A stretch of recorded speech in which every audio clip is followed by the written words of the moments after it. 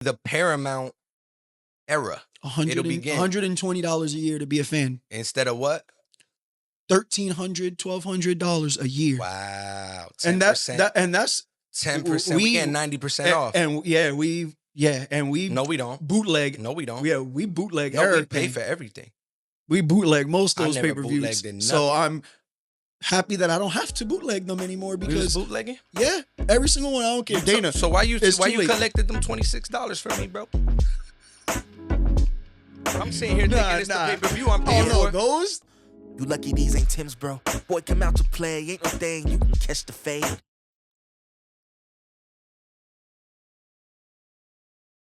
Yo, welcome back to another episode of Catch the Fade. It's your boy Miggs, a.k.a. the Boss Don Migavel. I'm here with Ozzy, you already know, a.k.a. Assalamu Alaikum. What up, my brother? What up, God? Shalom, shalom. Yo, that's Welcome back. Welcome back.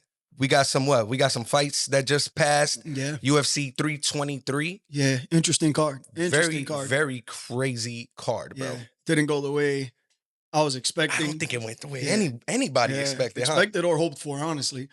Nah. Yeah. Not at all, man. I guess we could start. Let's start with the main right there, right? Yeah. Merab versus Petr Yan. What are your thoughts on that, brother? That was a great fucking fight. I didn't see Petr Yan changing anything up. Like I thought it was gonna come in and be more of the same.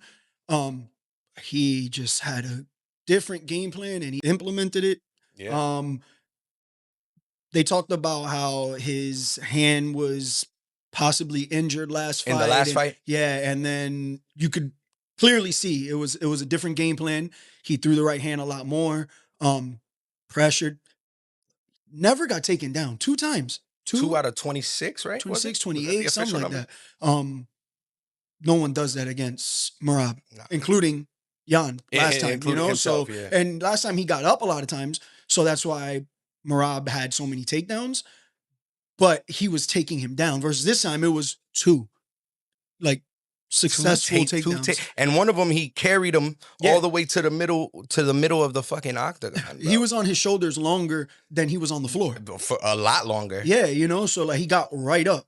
So Merab just wasn't able to do anything that he thought he was going to do. We thought he was going to do. The whole world probably thought he was going to do. Yeah. So it was not what I was expecting at all. Me neither, bro.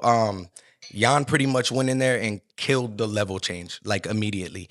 That jab and the low kick. Again, we're back to the jab and the low kick. I think those are the 2 most fundamental things.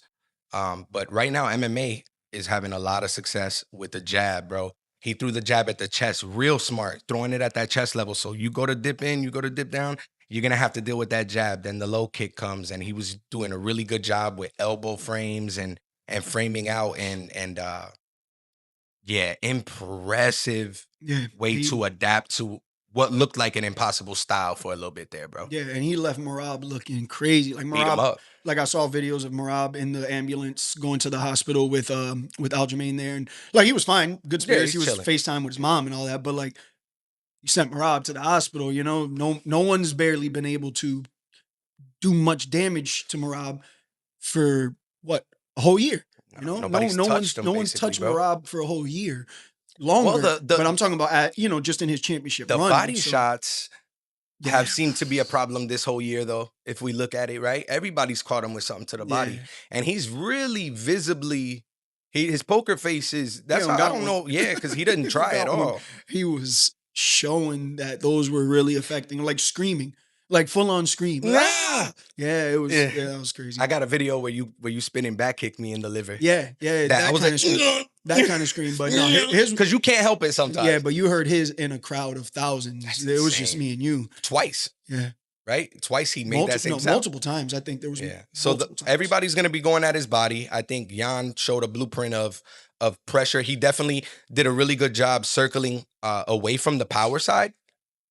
And doing a lot of resetting too, bro. So there was like a lot of resets, and Merab could never really get that rhythm that he likes going. He wouldn't circle towards his power side, and he kept throwing that jab out there, the right landing. And what he showed is you have to throw ill intentions at Merab. Yeah. You can't just try to piece him. You have to do things that really hurt. And I think that's where Yan stood apart from the other strikers that were able to have some successes against Merab, but then still just fall flat, is that he caused a lot of damage, man. Because he even had less significant strikes, he had less control everything. Right? More takedowns. But I really believe it's just because everything he did was to hurt Merab. Yeah. And he had a completely different game plan from what he had last time. Insane. Yeah. And it worked. And I don't think Merab expected that. Merab genuinely looked like he knew he lost, like he didn't contest it. He didn't. No. And there's nothing, I mean, he's been dogging people for years. Bro, now. It's part of the game. You win some, you lose some, right? He's been on a great run. Look, Petr Yan, we kind of forgot. Petr Yan looked like he was about to be the best of all time for a second. I forgot how, I didn't even know his age. Good. He's young. He's young. Yeah, he's what, 32? 32. Yeah, he got an old face. He's in his prime right now. Face, but I genuinely he looks like a little. Yeah, I was like, he looks like he's at the end of his career. Yeah, but he's fighting obviously like he's. That's what happens his prime. When you're mad all the time. Yeah, you always look like this. You start getting wrinkles. Russian face, that just mad face. I don't know. Yeah, bro. He's a monster though, bro. Yeah, shouts out to Petr Yan. Great fight for him. What do you think? You think they go again, run it back right away, right? They have to. He just did a lot. Unless Merab needs some time to heal up, or I don't know, some kind of something in his face, orbitals. I don't know. You never know. I haven't heard anything yet, so I would assume that would have came out already. So I don't see how you don't. I mean, you have to give him a rematch. I mean, I think so. I think he. But also, I mean, what does Merab do different? Like that's Merab. But we were just saying that about everybody with Merab. There's always something to do different. He doesn't fall into those traps to where he's getting that jab straight to the chest. He knows it's going to the chest. Stay a little higher, wrap the body high. There's things that can be done. If he doesn't circle towards your power hand as much as you want, cut it off instead of trying to circle with him. There's a bunch that you watch that tape, he's gonna go, oh, that's all I needed to do. And he has to cause damage. Now he knows, like, okay, I'm used to drowning people. I have to hurt this guy immediately. You want to go in there and hurt him immediately, and he needs to do something about how he absorbs body shots too, because that's a big deal. Because he could have probably started to sink him a little bit, because there was a second there where Yan started to look like he was slowing down. Yeah, and he caught a couple nasty body shots, bro, and then he was able to still continue to put the pressure on Merab because of that. And I think it was the body shots that really made the difference. Oh no, for sure. Yeah, I think those body shots and just the damage to the face, like just a lot seeing the blood everywhere. I mean, you got a lot of adrenaline running through you, but also you feel your face is on fire. Yeah, when you're like that. Some of those happen early in the fight. Some of them were second and third round. So you're talking about 2 to 3 rounds with those cuts on your face, bleeding out. Merab's the machine, but everybody has their limits, and I think I don't think he fought a bad fight, because he fought great too. Like when you look at the numbers, a little classic. When you look at the numbers, low-key classic. Bro. When you look at the numbers, he had more significant strikes, more shots landed. Just all around, he was doing the number, but it was just the damage and just the visibility of like that damage, just the yelling when you're getting hit, and that makes a difference. And he wore it too. Yeah, he also wore it. Yeah. The leg got chewed up. The body was compromised. The face was tore up. So all around, shout out to Petr Yan for a great performance. Made everybody remember, I'm Petr Yan, bro. Yeah. Don't get it twisted. Get it braided. After that, we can go to the co-main, dude. What a disappointing way for that to turn out. Yeah, no, that sucks, man. I like watching for both guys. Yeah, for both guys, because I even said like this would be or could be the one that Joshua Van upsets Pantoja, and he technically it was a weird upset. It was crazy. I mean, he's the one who caught the who caught the kick here and dumped him. And that's the thing that I told you last night. Like, it is unfortunate and it is a freak accident, but one, as a pro, you shouldn't be fully extending your arms out to catch yourself. You should be able to break fall or roll or land in a certain way, or unfortunately land in a bad position and work your way back up. But you don't want to extend your arms like that. But also, I told you, you can't be too upset with Van, because at the same one, he caught that kick to the head. So defended a head kick, caught the head kick, lifted him off of his feet. Like that was intentional. So the guy didn't. And then the guy. That's Muay Thai. And that's whoop, catch. Exactly. And you didn't adjust. You landed wrong and you broke your arm or whatever. I saw Dana at the press conference after, and apparently it's not his elbow or anything, it's his shoulder. Yeah, I saw that. Apparently it's the shoulder. That what they pop back into place. I guarantee there's some ligaments. Something with the elbow, because that shit look crazy. The MRIs weren't back yet. Got it. They popped his shoulder back into place. So his shoulder could have easily been dislocated. At the same time. At the same time, they did not have MRIs back. Yeah, because that something happened because we saw it. Yeah. Slow motion, fast motion. Yeah. They showed it 12 times. And then he had no control over the arm. Like it was dead. 26 seconds. We didn't see anything. 26 seconds. Yeah, that was disappointing. But like I said, I said this one could be the upset. It was. I mean, both of them were upsets. both of them were upsets. But yeah, this one was very upsetting. Yeah. Definitely. To see a champion who was killing the game, killing everyone, running through people. And it's hard to tell. Prospects. It's hard to tell much of anything because Pantoja came out aggressive and he was going to come out aggressive. Yeah. And Joshua Van's aggressive. He throws a lot of volume and he throws hard. Yeah. So whenever he gets better, it depends on how long, though, because we're not talking about a spring chicken either. Pantoja is a little bit up there in age. Well, that's what Dana... Well, he didn't say the age thing, but it's same thing. At the press conference, he said he doesn't see how Pantoja just comes back in time before Joshua has to defend. No. So he said he sees, whenever Pantoja's ready, he's getting his title shot. But, immediately, take your time. Take your time. It looks like there's going to be a title defense before you come back. So... He doesn't have to rush it. He doesn't have to worry about it. You're going to get your title shot. Take your time because that shit look nasty. And it looks like Joshua Van's going to be fighting Tatsuro. Is that Tatsuro Taira. Tatsuro Taira, whatever his name is. That's a great performance too. Yeah. He performed really well against Moreno. He never let it get chaotic. Yeah. He never let it get chaotic. He played his game. He made Moreno have to wait, reset. Everything he shot was well-timed. He didn't shoot from too far. He didn't rush any shots. He put some striking together that I thought he wouldn't be able to just because of his fight with Brandon Royval. He just kept his head straight center. I'm like, this guy's, why is he trying to box? But he put some striking together that looked good too. I think for sure you get him a title shot. That division, like you said, all it takes is one good win in that division. You've mentioned that before. Yeah. So I think Tatsuro Taira, go ahead and get him a title shot. He's extremely talented. He has one split decision loss in his career. Other than that, everything's been dominance. And he dominated a guy in Moreno who is a really, really good fighter. Yeah. Moreno's... And well-tested and tough. Could they have... all those fights with Davis and Figueiredo alone. Oh, that's experience...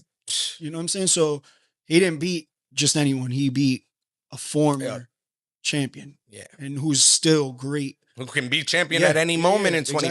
Exactly. Yeah. If it wasn't Pantoja, Brandon Moreno would probably be the champion right now. Absolutely. Already. And that was a closer fight than we give it credit for too. Yeah. That's the, Yeah, so yeah, Tatsuro Taira. They had him out cage side already, the same way they did Joshua Van. So they know that that's a division you have to build. Come right back outside after your fight, bro. You know what I'm saying? They don't do that with any of the other. Like when they did it with I think they did it with Patty.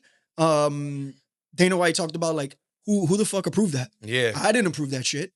But now they did it with O'Malley. Remember when O'Malley? But it's never approved by Dana. Like Dana's always like, oh, that one got by me. But every 125er. Bring that fucking guy out because we need to push this division. Japan could use a champ. Yeah. But also this guy is the first champion ever from his country.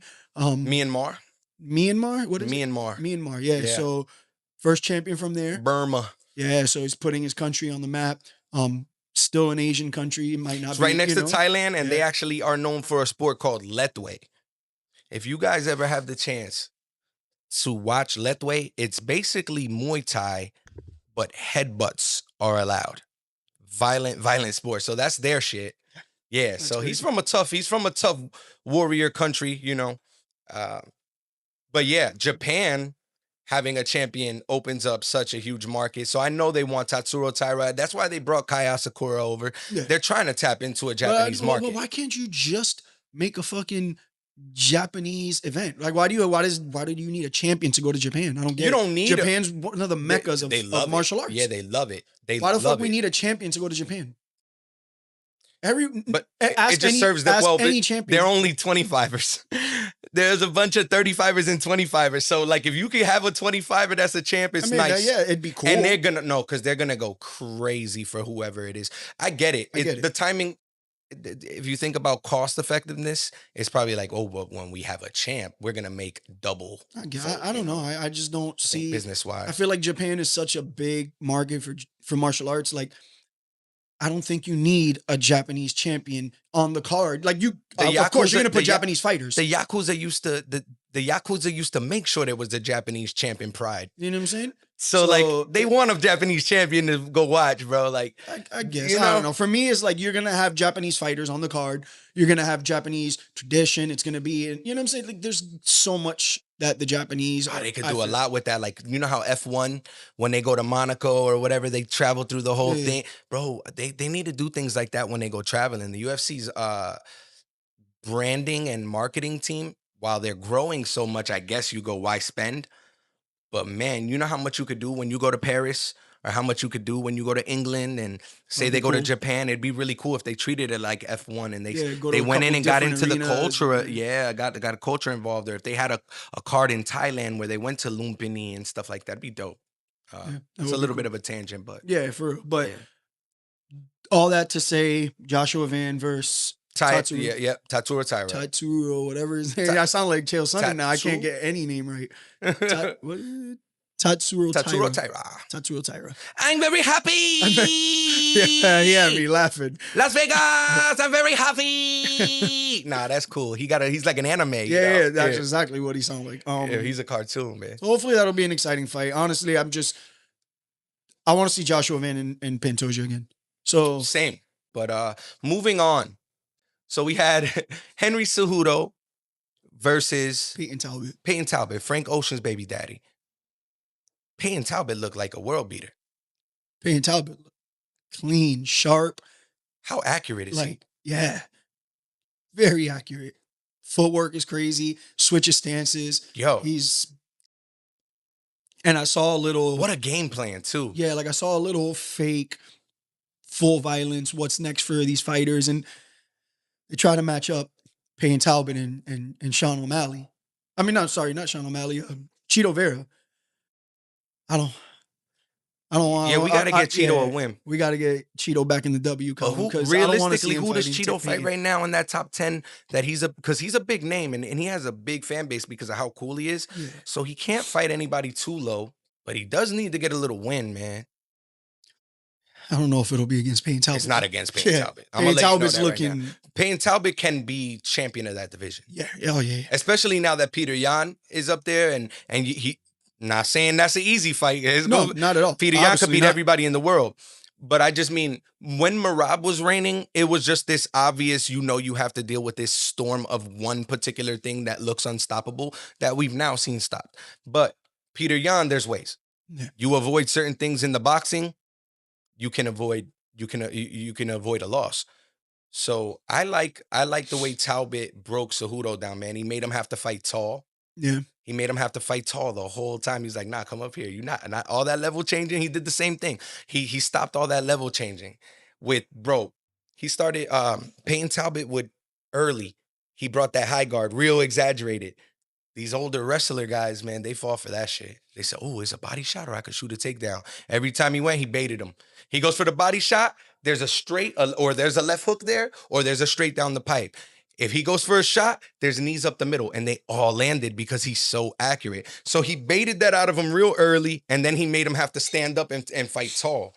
And when you make Cejudo have to fight tall, and he's that short with no range, it turned him into a short boxer instead of an Olympic medalist, Yeah, the game plan he came in with was it was on par. Like I didn't find any holes in it. Like Henry literally said, and he fought his ass off. He fucked me up.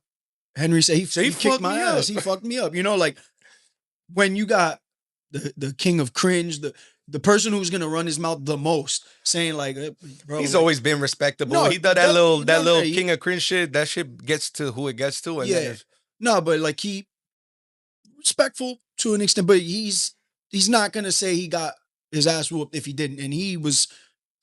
He said he knew. As checked out as he is, because he was visibly checked out, right? When you like we talked about this before. Yeah. Somebody's on their retirement, they're a little checked out, right? As checked out as he was so willing to get violent and bloody in there. And I think that's very commendable from a guy like Henry Cejudo. And then to give respect to an upcoming talent like Talbott, that was cool. It was a cool way for him to go out. They even gave him a montage. Yeah. They gave him a whole montage, which I didn't know if him and Dana were like still in good graces or not. Because I know when he retired, like right before 2020 or right before the the world change. Yeah. Right before the world change, he Dana didn't like that at all. He was like, "Go ahead, retire." He didn't. You know how Dana is. Yeah, but also, I don't think Dana's gonna. Because first of all, Dana's not the one who comes up with the idea of let's make a montage for someone. He ain't doing that. Like, that's not in his day-to-day. You think he doesn't okay that, though?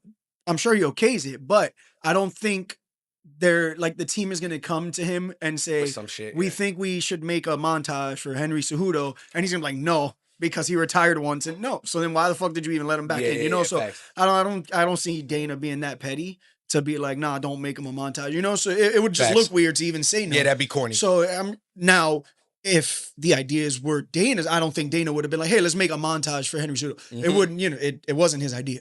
But I don't see him turning down the idea when the team comes to him, let's make, for one of the greatest guys, the greatest champion we've had.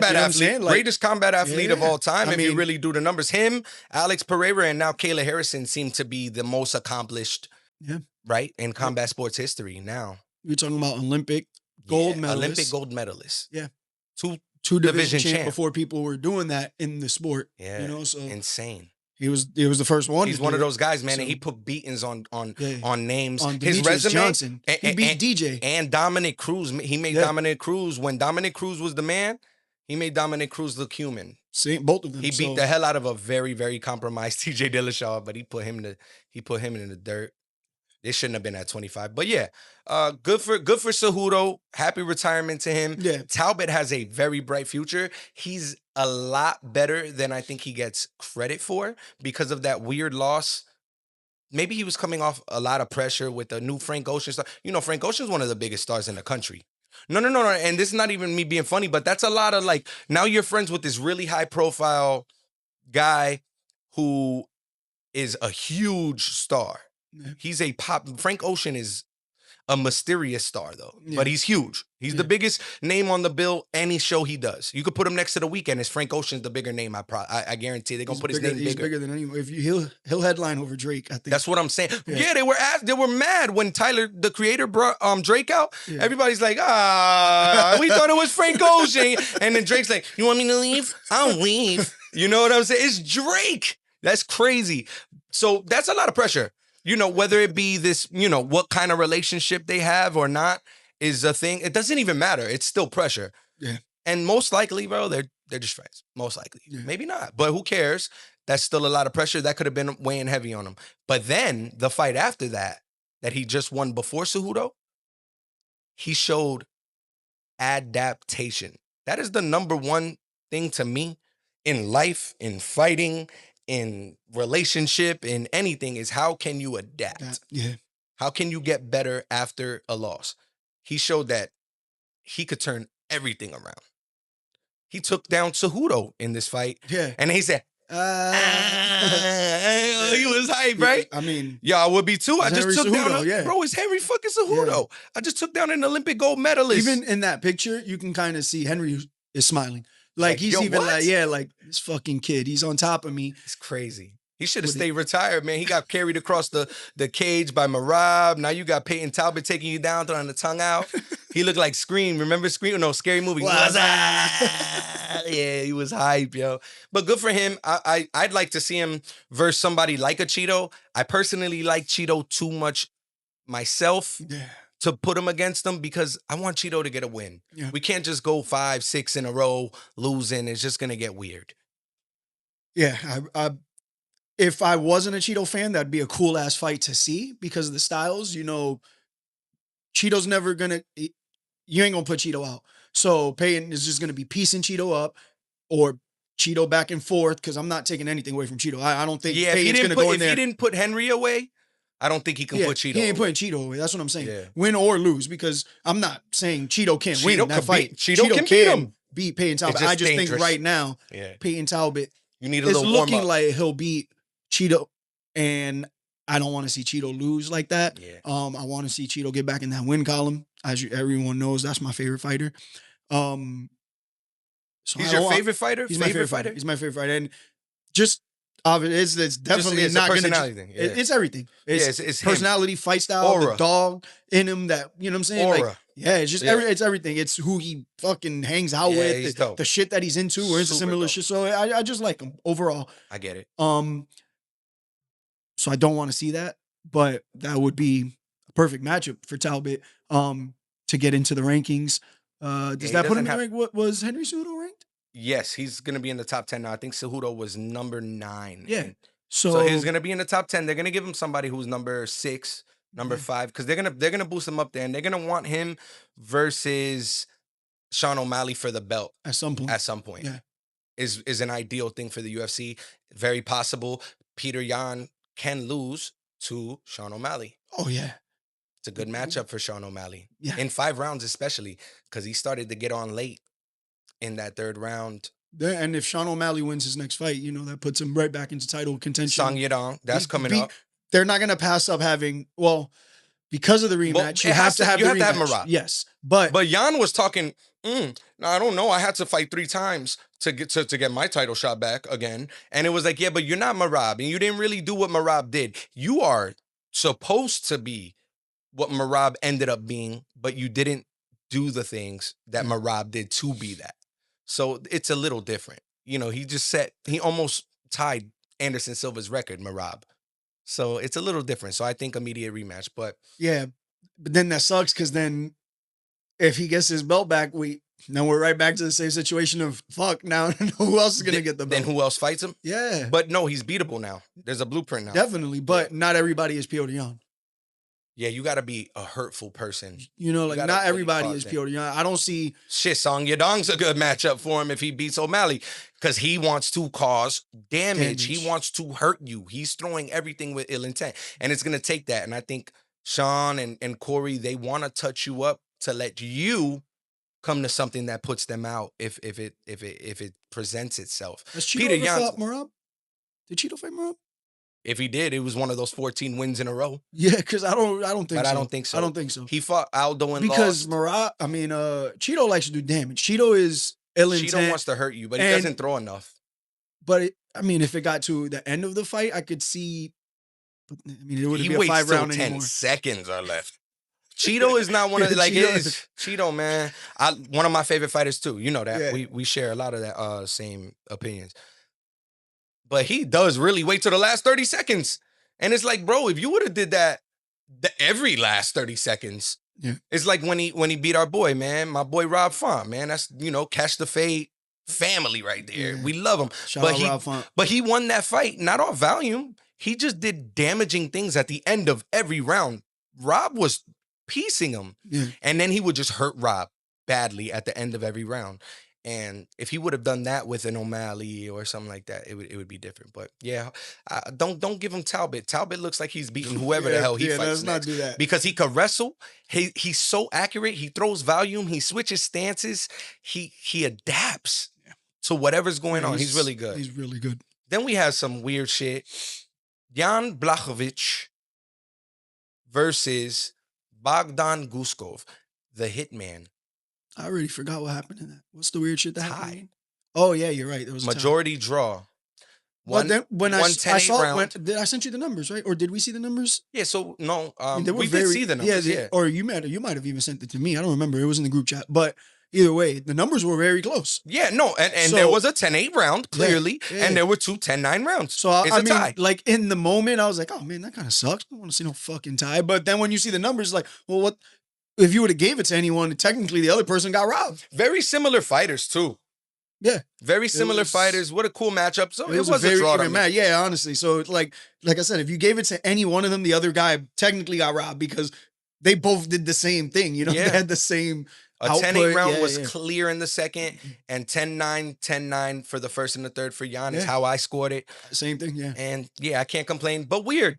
We had a tie on the night, and then it's not on. We haven't spoken about it, but Lamont Roach versus Pitbull, Isaac Pitbull Cruz, that was also a draw. A lot of people are saying Roach should have won that fight. That's boxing. We didn't really talk about it much, but there were 2 draws on the night. One in boxing, one in MMA. So man, somebody made some money. Man. Go out there and try to get the draw. Whoever bet draws got money. Somebody made that bet. You know, people bet draws. I'm sure. Right? Yeah. I mean, that's got to be the biggest hit. If you're feeling lucky that day, some coked up gambling addict. McGregor. Draw? Yeah. McGregor was like, dear Lord. Dear my newfound Lord. I just had an 8 ball. I'm feeling a draw. So yeah, that was UFC 323. Yeah. Cool way to end off the pay-per-view era of ESPN. Finally. Wish the Pantoja and Joshua Van situation would have been a little different. That's my only complaint. Everything else was a really good fight. Everybody performed high.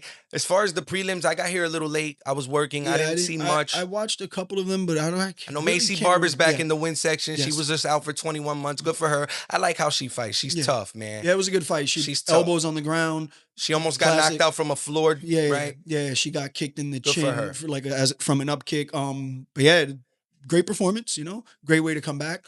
She looks good. Dope. Other than that, I don't really remember too many standouts. Edson Barboza got knocked out by Jalen Turner. I didn't catch that one. He got sparked. Yeah, he's getting a little older, man. He looks incredible, but he's clearly his chin is starting to give. So yeah, that was 323, last pay-per-view of the year. Next week we have, was it Manel Kape or something? Manel Kape, yes. Manel Kape versus ESPN event at all, no pay-per-view, but that's the last ESPN last free. Of the that's year like period. Yeah.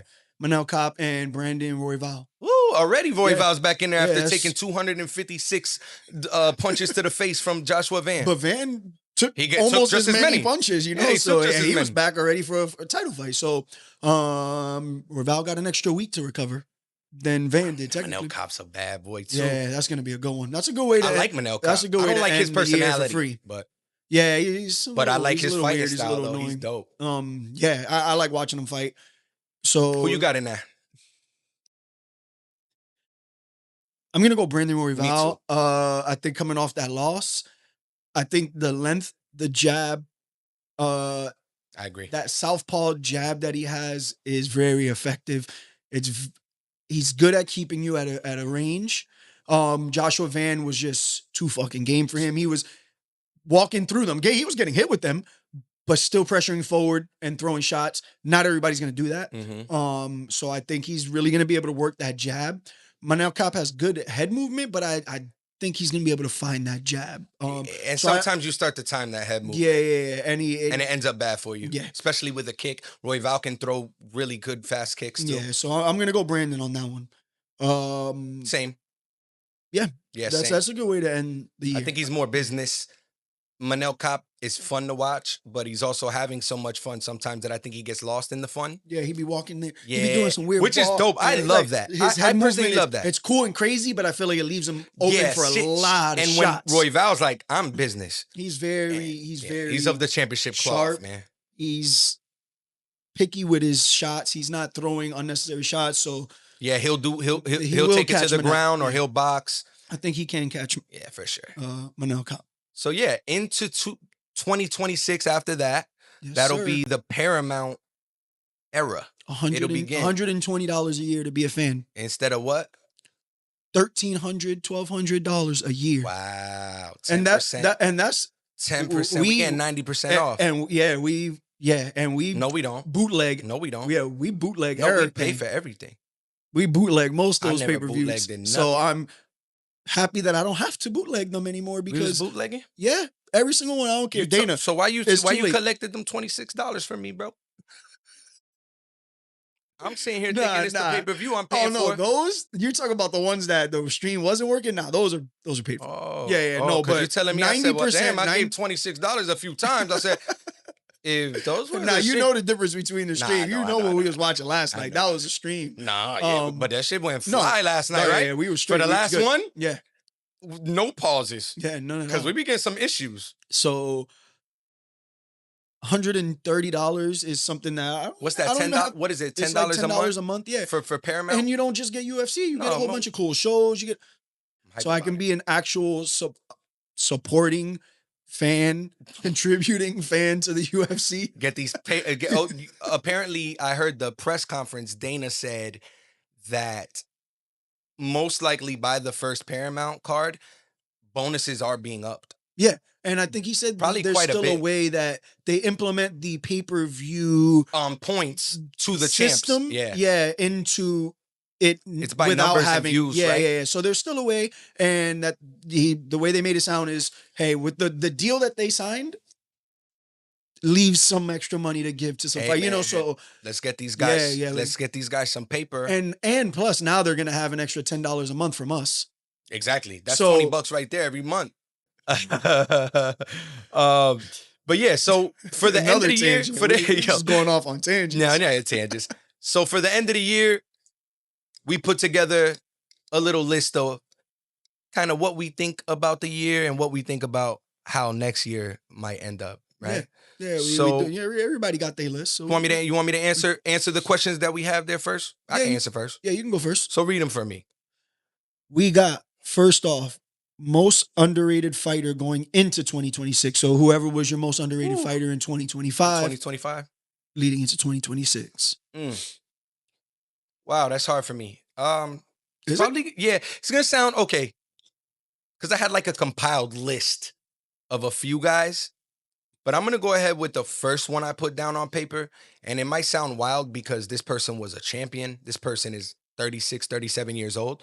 But I think Aljamain Sterling at 145 is criminally slept on. His only loss may be a split decision. I could be wrong on the split decision. You're talking about? Yeah, and it's to Mozvar Evaliziov, the guy who freaking doesn't lose and hardly fights, but that's his only loss, and it was a close fight, and there was some crazy exchanges. Yeah, I think he's done so well at 45. And he just doesn't get the credit, just like he didn't get at 135. He was criminally underrated as a champion there. Mm-hmm. I think his style is so effective. Is it the most fun? Probably not, but it's extremely effective, and he is a backpack, bro. Yeah. And he will find the finish. He's extremely strong. He's big enough for that division, and I think he can get a title in that division still. With who you got up there? Who's the champion 145 right now? Right now, Volk, and he's going to be fighting Diego, but he's retiring. Yeah. So somebody else is going to end up champion. Either way, and he can get a rematch versus Mozvar even for a title, and Aljamain can win that fight because he showed how well he fought against them in the last one, and he's been more active. Yeah. He beat the hell out of Brian Ortega at his natural weight class. So I think for me, the most underrated fighter is Aljamain Sterling. What about you? Yeah, when you told me that pick, I wouldn't have thought of that, but I think that's a great pick because we spoke about it before, and I like that pick. For me, I think the only thing or the only person that came to mind, and I feel like it's more recency bias because he just lost, and that's why I asked who Rufi was fighting next. But I'm gonna go with Rufi. I feel like because all the nerds lost, I feel like they're not really they don't got that hype train no more. Mm-hmm. And I feel like Rufi is the one that kind of got it the most. But I feel like Rufi is probably one of the better ones in the fighting nerds. Especially now that they're adding so many fighting nerds. Now there's so many fighting nerds that Now we can safely say the core, but we can't. No. But because I like the new one. Like when Myron Santos. That's who fought on the prelim, and he won, and he's now a fighting nerd. Okay. So now they're starting to, and they're all good fighters. They're adding really good fighters.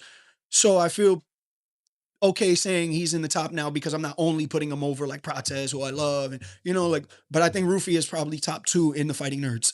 So I feel like he's very slept on now, or underrated, I would say more so because of that loss. He lost to BSD. Yeah, but that was the worst loss though. Yeah, out of everybody's. But that's why I feel like he didn't get to show nothing. Grappling. Nothing. He didn't show nothing of anything that he can do because he didn't even get to strike. Yeah. So I feel like he has a lot to show, and I feel like he's going to. And against Fiziev is going to go out there. That's a good fight. Going into the new year, very slept on. Almost like of the fighting nerds forgotten because the other ones have fought more. We could say that about Gene Silva too, probably. Yeah. Because look at how he lost, and I think the nerds in general might be a little slept on right now. Going into the new year. Because he redeemed. Exactly. Whose stock dropped most at the end of 2025? Oh man, I see. This is what I do. I compile lists of options, and then I don't know which option I believe in the most. That's why I don't even come with options.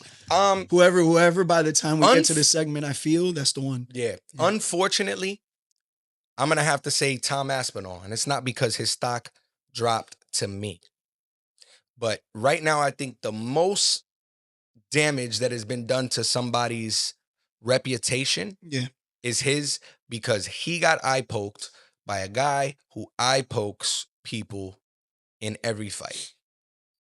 The paperwork has come back. There is some long-term damage. There's absolutely damage in the eye. And it's kind of unfair, but I believe his stock has dropped tremendously. Yeah. Because of it. People just think they saw a bloody nose. If you go back and rewatch that round, you can get a bloody nose. They were Somebody can out. Flick you in the nose and it bleeds. Bro. Some people it's too warm and they bleed. Yeah, bro. So bloody nose Some people really can't afford the good seats at the game. No, but yeah, unfortunately, his stock has just dropped tremendously. I don't agree with it. I think it's a very petty thing to use against them, but it probably has dropped. Who you got, brother? Who is? Well, first I'm going to comment on Tom. Because, please do. Yeah, I do agree. Like I feel like in the eye of the public, his stock dropped a lot, even to the point like in the Dana post fight last night, they asked him about it too, like because he initially said like, no, there's nothing. Our doctor said there's nothing wrong with him, but then that came back and it was almost like they were questioning him almost like if Dana was shitting on Tom. And because Tom feels that way. And Dana was like, no, I mean, I was just stating the facts. The guy, I'm not shitting on the guy because I stated what the doctors told me.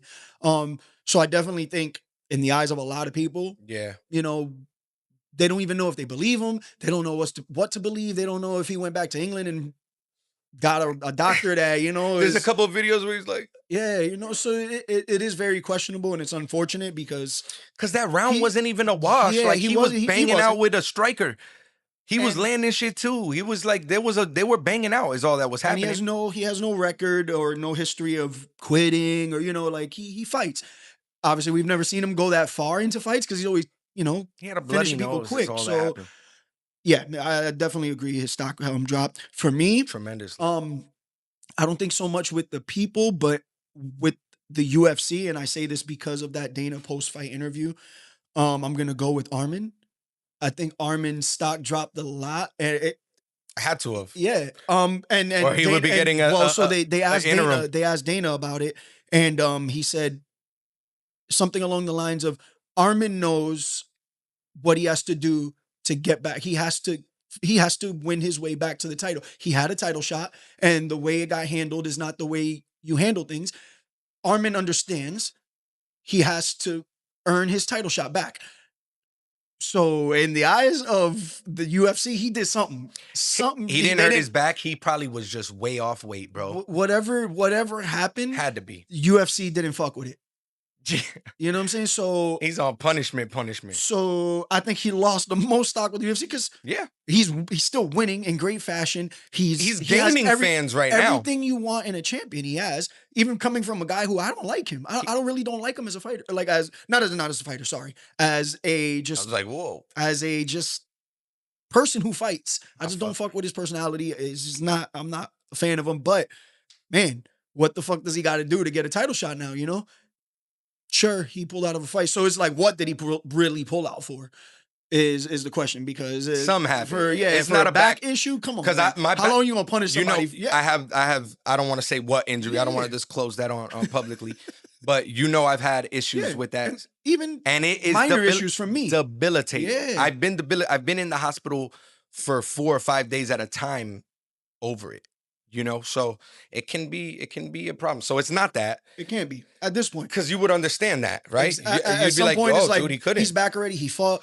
All right, get over it. He pulled out back injury, but so it's like, wait, what the fuck did this guy really do? You know, facts. So I think he lost the most stock in the UFC in their eyes. Yeah, because in the fans, he's gaining fans. He's gaining fans. People now. I think he's the most liked and followed. And I think Instagram. It's because he's not getting a title shot. Now it's kind of like, all right, what the fuck? What does this guy do? He's beating everybody's ass. Get this man a title shot. It makes you want to rebel against the system. Exactly. Yeah. So I think it's working opposite of what the UFC thought it was going to happen. So I don't know what this man did, but I'm going to go with Armin. Next, we got who's becoming a genuine star. This is a 2-part question, but we're going to start out with just who's becoming a genuine star on their own, on their own. Just who do you feel like just really has the right? Actually, I'm gonna go first formula because I think you're gonna steal mine. Oh, you're probably stealing mine. I didn't hear yours. You know mine. Go ahead, say it. Steal it. I'm gonna go Payton Talbott. Was that yours? No. No. Because we just spoke about him, and I really like. I was on his Instagram earlier before we started filming, and he got this little fucking card, collectible card with you put on lenses and it changes. He skates. He got the cool anime makes music, like he did. Have you seen his YouTube? No. He makes like LSD. Exactly. So I saw that. I just discovered that on his Instagram, but I didn't go to the YouTube because I heard the music. It's not for me. But the fact is that he does it. He does so many things that he's going to have fans from every avenue. He's going to have these little emo fans who don't like fighting, but they love his music when they're tripping. He's going to have Frank Ocean fans. Girls that like Frank Ocean's music are going to like him. Nice hair. Yeah.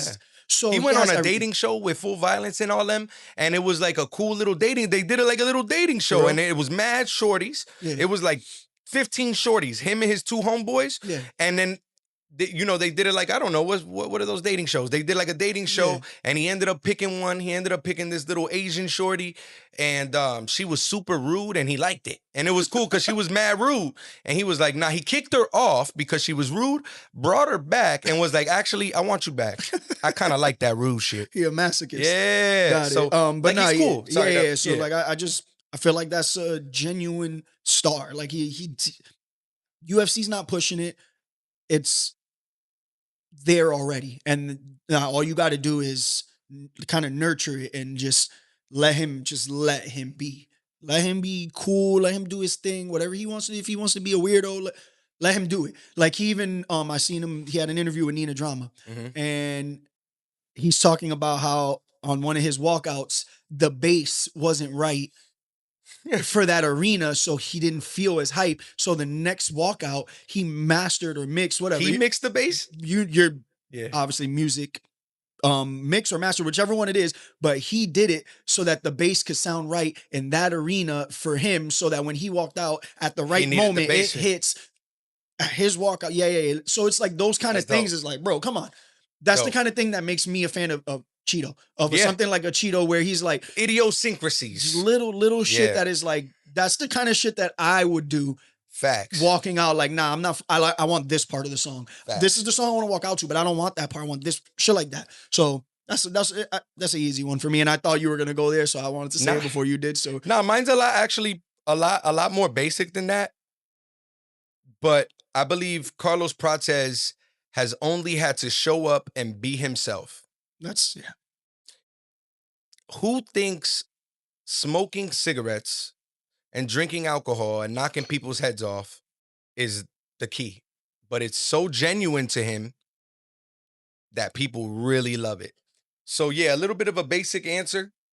Everybody kind of knows that. Yeah, but dude, I mean, how marketable is that? Super. How marketable is that? The sponsorships that he could get that don't even go with this shit. That no other fighter would ever. It don't even go. There's no fighter sponsored by, or no athlete sponsored by Marlboro, or you know what I'm saying? What alcohol? Yes, because Alcohol is in every Oh, he's gonna have his own industry. whiskey, brother. Yeah, but it's already in every sports industry to begin with. But smoking is not. And it's not like I'm a spokesperson for smoking. Like, but just especially cigarettes. Yeah, exactly. But from his perspective, marketability wise, it's like it's a no-brainer. Yeah, no-brainer. He's a huge star. I think out of all of the fighting nerds, because they got to push, right? They did it a lot on their own too, because they're marketing geniuses. Yeah. So all of them are marketable, but I think he stands out because of the idiosyncrasies again. The smoking of the cigarettes, the joking, and then he's going and putting people's lights out, right? So that's always a thing. Yeah, so mine's a lot, but I agree with you on Payton Talbott. Yeah, I only thought you were gonna do Payton Talbott because it was so recent. He was on the list. He was on the list. I bet. Yeah, I knew you had a list. So I was like, if I steal one of his, he has like. I got a couple. So from becoming a genuine star, now we're gonna go. The UFC pushing them to be a star, like UFC pushing to make them a star. Who you? I'll let you go first with that one. Okay. Yeah, I don't think I'm gonna take yours. To be honest, I'm not even 100% who I got. I think Ciryl Gane, and it's been going on for years. Ciryl Gane was just on his 3rd or 4th title fight. He hasn't won any. He clearly lost to Volkov the fight before he got the last title shot against Tom Aspinall. Yes, he's a great fighter. Yes, he's a talented individual, a great athlete. He's cool. He can dress. He's charismatic. But there's also a very clear, we're giving it to Ciryl Gane. Yeah. The French market is, you hear how loud the crowd is. I'm sure they're spending money if they're that loud. Yeah. So I think they're pushing Ciryl Gane. I don't think he deserved the last shot. I understand it because of the matchup. But that's not the first time that he got a shot that he shouldn't have. Yeah, I can see Ciryl Gane. And I like Ciryl Gane. I don't want that to be taken or misconstrued. I love his style, other than the blatant, intentional eye pokes. Yeah. And after that Volkov fight, you could definitely see the push, so I get it. It's not a bad pick. For me, this one just hit in my head, and it's obvious because of how passionate I was last week. But Diego Lopez. What the fuck? Oh, that's a push. What the fuck? Ooh, good take. Fuck, what is it? Is it the mullet? What is it? Is it that he's from everywhere? He's Mexican, he's Brazilian, he's American, he's I don't know, Californian, he's Las Vegasan. That helps. He's everything. I don't know what it is. I don't know what it is. He's exciting. He's exciting. He's a brawler. Of course it is. He's exciting. But they pushing him still. But it's like Ciryl. Bro. Cyryl's amazing. A great, talented, cool dude. Dresses cool. Could dunk the basketball. Not for real. He be on the embedded. He be dunking on people and shit. I'm like, yo, that's cool, bro. You 260 pounds throwing up, yanking it. Yeah. So Diego's kind of the same. He's doing the things that a star would need to do, but the push is still clearly extreme. He should not be fighting for a title right now. Yeah. I was okay with the first one. Yeah. Because of the circumstances and how exciting it was going to be. It was cool, but I'm good on that. Yeah, You wanted to do a future champ draft. Yeah, so kind of like, who do we think? Pick 3 future champs in order of belief. Yeah, in order of belief. So like a draft. There's my number 1 draft pick. Here's my number 2 draft pick, and here's my number 3. And these are people who we think are going to turn into champion next year, 2026.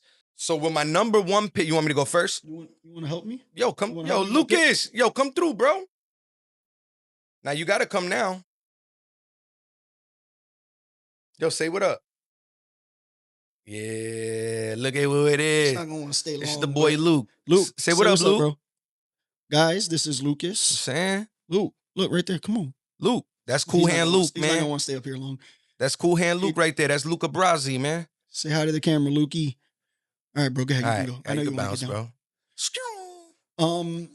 So I'm gonna. You want me to go first? Or you want to go first? Go first. All right. Yeah, you go first. My number 1 pick. Number 1 draft pick. 2026. The future of your organization. Shavkat Rakhmonov. Okay. Do you think that's the most guarantee? Yeah, we can go back and forth. Yeah. I was letting that process. Yeah, that's the most guaranteed to me. Yeah. Okay. Yeah, because whether it be Ian Gary or Islam. Yeah. Okay. Yeah. That I just questioned the only reason I'm pressing is because activity and when when does he come back? So, but yeah, I mean we're starting a new year. I'm gonna I'm a risky guy, man. I'm gonna throw the spinning. We're just getting into 2026. There's no way he don't come back. Come on, within 2026. Yeah. How many more injuries can he get? Yeah, bro. Okay. For me, it's hard because I think this person's gonna get a title shot. He's I don't know if he wins. I don't know if it's a guarantee. It depends who he goes against. But I'm gonna go. I'm gonna go with Carlos Prates as my number one. I see him getting the title shot. He's going to get a title shot. But who he ends up fighting and does he beat them, I can't guarantee he's going to be a champion. 170's tough. See, that's my point. But he's getting there. So that's your number one pick, Carlos Prates. I love Carlos. I'm going to go with Carlos Prates because I feel him getting there against even a Michael Morales at some point. He can beat Michael Morales. And I see him beating Michael Morales. For sure. So I just... They're ready to go now. They say, yo, we do it right now. We don't care about that shit. We'll do it right now. I don't think they want to do it. The UFC wants to do it. I could see it as a tough. So I'm going to go Carlos Prates. All right. With my number 2 pick, I am going to say Tatsuro Taira will be champion in 2026. Pantoja is going to be out for a little bit, is what it appears. So if he doesn't get the immediate rematch, Tatsuro Taira goes in there and does work on Joshua Van. My prediction. I think Tatsuro Taira's class is above Joshua Van in experience, in all-around fighting. So I'm going to go Tatsuro Taira. They're going to Japan. They're going to get the Japanese champion that they wanted. Finally, 2026 is the year. Yeah. Tokyo, here we come. It's fun. That matches perfectly with mine because I was going to go Pantoja. And yours can work out. And mine still work out. Yeah, because I think he'll come back and take that back from Tatsuro Taira. Like, I agree. I agree. They have similar styles, but Pantoja, I think, is still way ahead of Tatsuro. The same way you feel he's just ahead of Joshua Van. So I think both of ours could work out.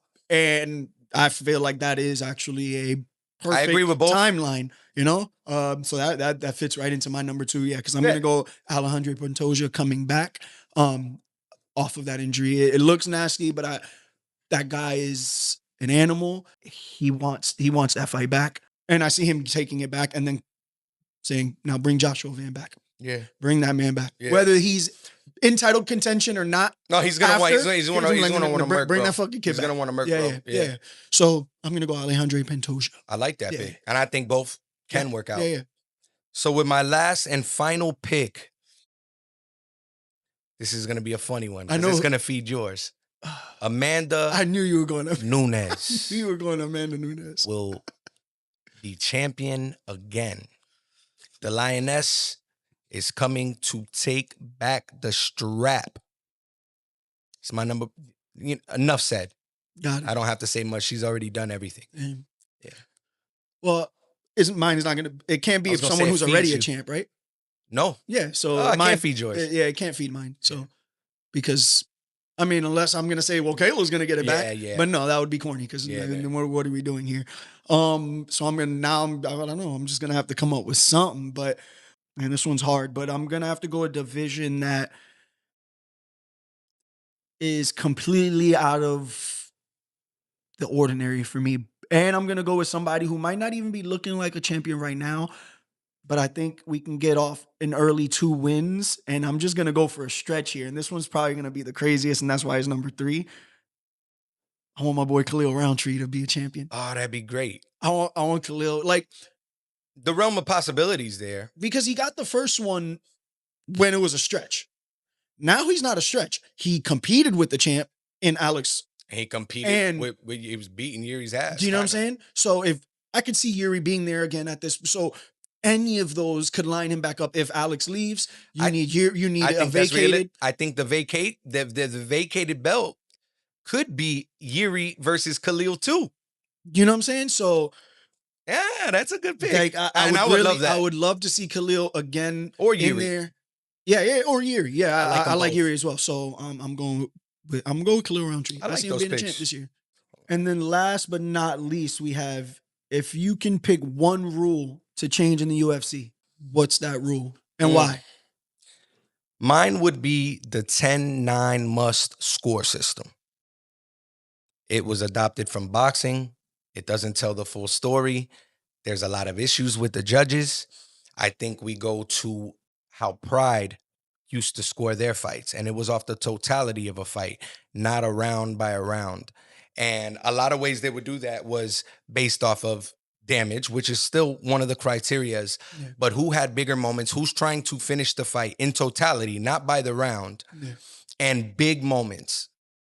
When you Rampage pick Buddy up and slammed him on his head, he knocked him out. But if he didn't knock him out, that was going to get him a lot of points on the judges' scorecard, rather than, oh, well, he might have won that round, but then also the guy had some control time and he almost had an arm bar.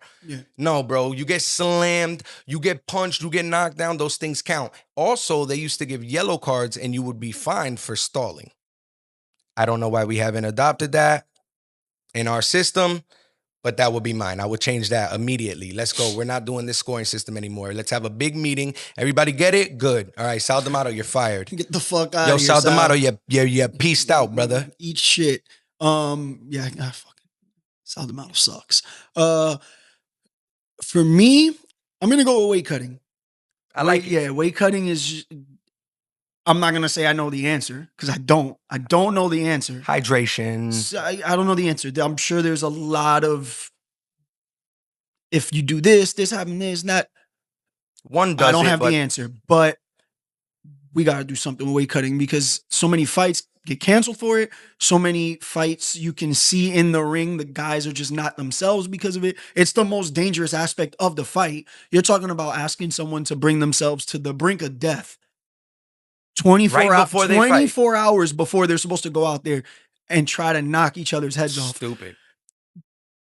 That alone does more damage than all the hits you're taking in the ring. You know what I'm saying? So weight cutting, it's something I don't have the answer, so I can't pretend that I know the answer. But as far why, it's obvious why. You're asking someone to deplete themselves of all the water in their body. Yeah, some guys are cutting 40 pounds. Some guys are cutting 15. It's ridiculous. Like I don't know the answer because then what are you saying? Like, hey, fight and whatever, walk around, weight you weigh in, or I don't know. But that for me, that's the one that has to get figured out the most because weight cutting is crazy and coming from someone who's done it. Yeah, and not even at that. I mean, I cut that much weight, but I did it over I didn't even a longer get the fight period. Week. Yeah, and I had to cut a bunch, and it was really fucking tough. Yeah. And I ended up getting hurt ultimately because of how I was doing it. Yeah. So and a lot of these people, now the UFC obviously offers the PI. There's a lot of help with weight cutting and nutrition and diet and meals, but that wasn't always there. And not everybody utilizes that. Some people live in other countries. It's not as easy to get to the PI that they have in just Las Vegas, so it's not, you don't have access to it. You might have it for the 2 weeks that you're there before the fight. And then the higher up you are in the ranks and more money you've made, you have more access to certain things. So it's tough. Not everybody one does it with hydration test, but I know there's still people who are going to try to cheat the system. There's always going to be. So it's going to be really hard to do something like that, but I agree, man. Cutting weight is ridiculous. Yeah, that's fight 5 pounds less or more than what you weigh always or something like that. So I like that too. I don't know how you do it, but weight cutting for me. Yeah, I like that. Anything else you could think of, bro, for this week? It was a cool week. It was a cool week. It was a pretty cool week. We're going to obviously slow down in fights, and so we're going to probably look to get more guests. Yeah, we got to get a couple guests. We have a bunch of people in mind. We do. We already have some people on the list. So friends that are competing soon. Bunch of people who are not friends that we maybe like to get to know that are competing soon. We have maybe a couple special guests that competed before any of you watching might have even been born. So Facts. Let's see. We might have some people on here who don't got nothing to do with fighting because we are interested in other things. Absolutely. Lately, I've been getting back into skateboarding. Yeah. But not on the board because I don't got... You just been watching it. Yeah, just, playing it on PlayStation and shit. But we Catch the Face skate team. Yeah, we might do Catch the Face skate team. Yeah, honestly, if we have any skaters out there who want to, we might do a 3-on-3 tournament basketball. You know what I'm saying? We might do rap battles at the barbershop. Like Smack DVD, like what my man Smack? Yeah. Don Juan, DeMarco. Yeah, we might do rap battles. No, I'm not even kidding. If I decide that, especially with no fights for a little while, we might just get crazy. Yeah, or we could have fights, 3 fights, 3 rap battles. Who cares? We'll host a fucking Fiebre drift event, something. Ooh, whatever. Right there at the racetrack. Whatever. Come on, man. Catch the Fade Racing Team coming soon. Catch the Fade at Rucker Park. I'm gonna be a coach at Rucker. Me and Oscar are gonna be coaches at Rucker. Coaching against each other. No. We could do that. Coach against catch each the other. Fade one. Catch the Fade blue. Catch the Fade red. Exactly. Something black and blue. Black and gold. Black.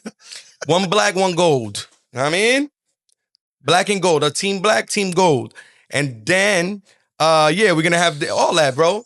Might have to go tennis. Oh, who knows? But we're interested in a lot of things, so we're gonna have a bunch of stuff coming up. Definitely been working on. I almost don't want to say it, but there's some merchandise that we're super excited about. Yeah. We will be in. We can't disclose of too much information, but we'll be in a couple of stores. So that's gonna be a good stuff time. Coming our way. So cool. Thanks for everybody who's continued to support the brand. Thank you. No, appreciate for real. Thank you. Remember, take your wins with grace. Take your losses like a boss. Please do not get it twisted. Get it braided. If it's too short, get it faded. Hey, what he said? You lucky these ain't Tim's, bro. You lucky. Yeah. With 5 knuckles say to the face. Inside these bars, you in a chokehold. My back fist is one of the greats. Landed with grace, though. Cause at the same time it strikes you yelling Christ, save me from this hellhole. You lucky these ain't Tim's, bro. Boy, come out to play, ain't no thing, you can catch the fade. Knocking sense into your ear holes. Tell the register that we the ones who feel his hair dome. Heads ringing, treat the octagon like metronome. And bringing stars out like trying to find my way home. Been a styles like I'm Israel, but without the genocide. Come feel us bumping through your stereo.